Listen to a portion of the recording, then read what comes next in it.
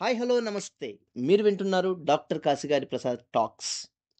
మనం లాస్ట్ 8 వీడియోస్‌లో అసలు మన గోల్ సెట్టింగ్ గురించి, మనకు దానికి కావాల్సినటువంటి సెటప్ అంటే మనం ఎలాంటి యాటిట్యూడ్స్‌తో, యాక్టివిటీస్‌తో, పర్సనాలిటీస్‌తో డెవలప్ అవుతూ ఉండాలి. Such that we can reach to the destination అనే పాయింట్స్‌ని చక్కగా మాట్లాడుకున్నాం. మరి సార్ అన్నీ బానే ఉన్నాయి. మీరు చెప్పినప్పుడు మాకు చాలా ఉత్సాహంగా ఉన్నింది. మేము తప్పకుండా చేయాలనేటువంటి ఒక స్ట్రాంగ్ డిటర్మినేషన్‌తో వచ్చాము. చేస్తున్నాము. కానీ బ్రేక్ అయిపోతున్నాం సార్. క్రమం అంటే ఈ డిసిప్లైన్ అనేది మాకు చివరిదాకా ఉండకుండా పోతుంది. అంటే మనం చెప్పినప్పుడు ఒక ఎంథూసియాజంతో బూస్ట్ అవుట్ అయ్యి, తప్పకుండా చేయాలని ప్రయత్నం చేస్తున్నాం. But over a period of time అక్కడక్కడ రకరకాల కారణాల వల్ల బ్రేక్ అవుతున్నాం సార్. మరి ఇలాంటి ప్రాసెస్ నుంచి, ఇలాంటి కష్టం నుంచి, ఇలాంటి హర్డిల్ నుంచి మేమెలా బయటికి రావాలి సార్?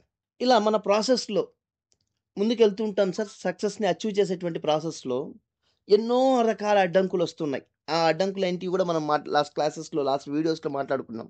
మరి ఇప్పుడున్నటువంటి పరిస్థితుల్లో మనం ముందుకు వెళ్ళటానికి ఏం చేయాలి?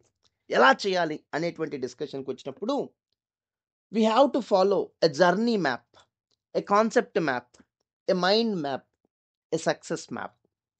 ఇవి ఏ పేర్లైనా చెప్పుకోవచ్చు. తప్పకుండా మన దగ్గరంటూ ఒక ఫ్లో, ఒక మ్యాప్ స్టోరీ అనేది మన దగ్గర ఉండాలి. మరి అందులో ఏం ఎక్స్‌ప్లెయిన్ చేస్తుంది? అందులో ఏ విధంగా మనం తెలుసుకోవచ్చు అంటే, మనం పలాంది చేయాలని అనుకోని ఈరోజు నిర్ణయించుకున్నాము. ఆ పని చేస్తూ, చేస్తూ కొన్ని కారణాల వల్ల, అడ్డంకుల వల్ల ఆగిపోయుంటాం కదా! మరి ఎవరో ఒకరు మనకు గుర్తుకొచ్చేలా, దాన్ని మనం చేసేలా ఒక ప్రోత్సాహం అనేది కావాలా. ఆ ఎంకరేజ్‌మెంట్ అనేది ప్రతినిత్యం ఉంటేనే, మనం ఏ పనైనా సక్సెస్‌ఫుల్‌గా రన్ చేసుకుంటూ పోగలుగుతాం. మరి అలా సక్సెస్‌ఫుల్‌గా రన్ చేసుకుంటూ పోవటానికి మనం ఏం చేసుకోవాలంటే ప్రత్యేకించి చూస్ యువర్ ఫోకస్డ్ ఏరియా. మనకున్నటువంటి రకరకాల యావిగేషన్స్‌లో, మనకున్నటువంటి రకరకాల యాక్టివిటీస్ మధ్యలో, మనం పర్టిక్యులర్‌గా మన అచీవ్‌మెంట్ ఇది, మన సక్సెస్ ఇది అని డిసైడ్ అయిన తర్వాత, ఆ ఫోకస్డ్ ఏరియాని మనం చాలా ఫోకస్డ్‌గా పెట్టుకోవాలి. ఎలా అంటే కంటిన్యూయస్‌గా అది మనల్ని రిమైండ్ చేస్తూ ఉండాలి. దానికి కొన్ని కొన్ని ఎగ్జాంపుల్స్ ఏంటంటే, మన స్క్రీన్ సేవియర్‌లో అది పెట్టుకోవడం. మన వాల్ పేపర్‌లో అది పెట్టుకోవడం. మనం ఇంట్లోంచి బయటకొచ్చేటప్పటికి దానికి సంబంధించిన కాపీ, దానికి సంబంధించిన స్టేట్‌మెంట్, దానికి సంబంధించిన డాక్యుమెంటేషన్ కనిపిస్తూ ఉండేలా పెట్టుకోవడం. ఎప్పుడు మనకది గుర్తొచ్చేలా చేసుకుంటూ ఉండడం. మన జేబులో ఎప్పుడు ఆ ఒక చార్ట్ లాంటి కాపీ ఒకటి మన జేబులో ఎప్పుడు పెట్టుకుంటూ ఉండడం. మన మైండ్‌ని మనమే ట్యూన్ చేసుకుంటూ ఉండడం. ఇలాంటివి చేయాలి. Choose your focused area. మన సక్సెస్ ఏదైతే ఉందో, ఆ సక్సెస్‌ని అచీవ్ చేసే ప్రాసెస్‌లో ఇవన్నీ చేస్తూ ఉంటే, ఎప్పుడు నిరంతరం మనకవి ఒక గుర్తుగా ఉంటాయి. గుర్తింపులుగా తెప్పించగలుగుతూ ఉంటాయి కాబట్టి, మనం మర్చిపోయే పరిస్థితి ఉండదు. మోస్ట్ ఆఫ్ ది సక్సెస్ కాని వ్యక్తులకి రీజన్ ఏంటంటే, వాళ్ళు చేస్తున్న పనిని మధ్యలో కొన్ని కొన్ని కారణాల వల్ల ఆపేసి వెళ్ళిపోతారు. ఇంక అది అక్కడే ఆగిపోతుంది. హోల్డ్ ఆన్ అయిపోతుంది. అలా కాకోకుండా కంటిన్యూ‌గా రన్ అవుతూ ఉండటానికి అది ఎప్పుడు మనకొక ఇండికేషన్ ఇస్తూనే ఉండాలి. సో, దానికోసమే choose your focused area. Everywhere in your environment. నీ చుట్టుపక్కల ఉన్నటువంటి పరిసరాలలో దాన్ని నువ్వు వెతుక్కుంటూ ఉండాలి. ఇది చేయగలగాలి.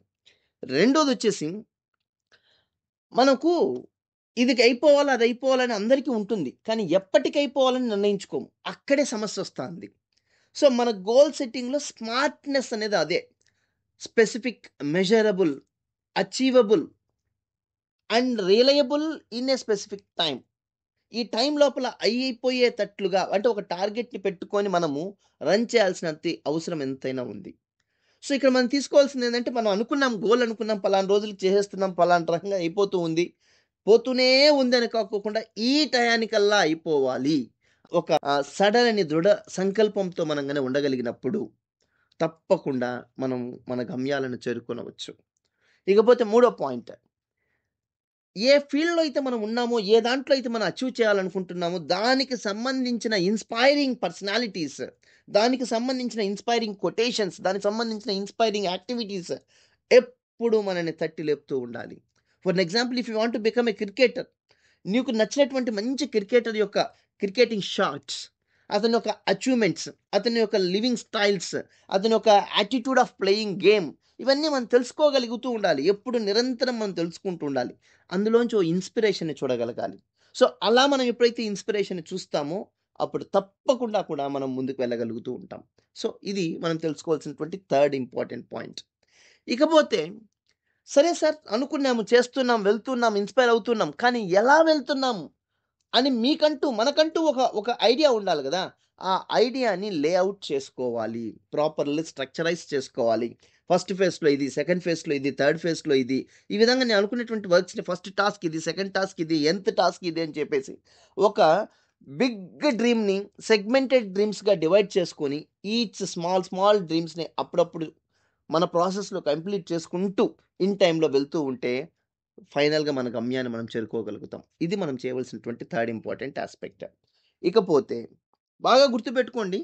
మనము మన గమ్యాన్ని చేరుకున్న తర్వాత అక్కడ మనం ఎలా ఉండాలనుకుంటున్నామో, ఎలా కనిపిస్తామో ఆ ప్రొఫైల్‌ని ఎప్పుడూ కూడా మన ఇమాజినేషన్‌లో ఉండాల. మన విజువలైజేషన్‌లో ఉండాల.